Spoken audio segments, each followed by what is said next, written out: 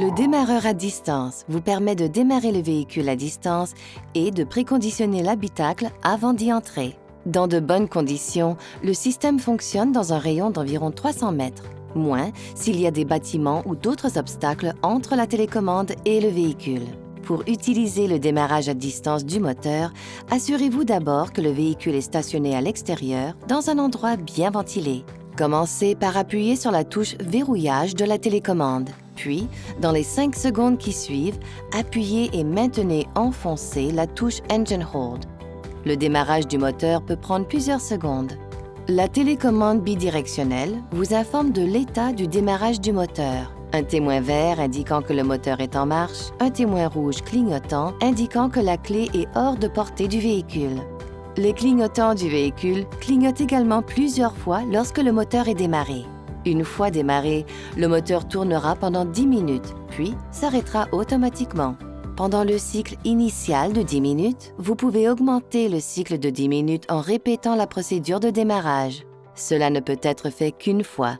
Pour arrêter le moteur, appuyez sur la touche Engine Hold et maintenez-la enfoncée pendant 1 seconde. La télécommande affichera un témoin rouge pendant 1 seconde pour vous indiquer que le moteur s'est arrêté. Les feux du véhicule clignotent également 1 fois pour indiquer que le moteur s'est arrêté. Une fois le moteur démarré, l'intérieur est préconditionné par l'activation des principales fonctions du système de contrôle de la température en fonction des conditions extérieures. Le système vise une température de l'habitacle de 22 degrés. Lorsqu'il fait chaud, il utilise le système de climatisation en mode recirculation. Il active aussi les sièges ventilés si le véhicule en est équipé. Par temps froid, le système utilisera le chauffage et le dégivreur.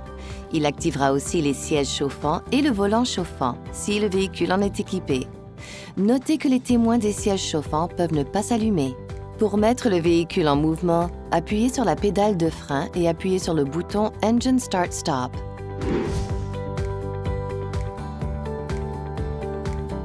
Le système d'accès sans clé vous permet de déverrouiller et d'entrer facilement dans le véhicule tout en gardant la télécommande dans votre poche ou votre sac à main.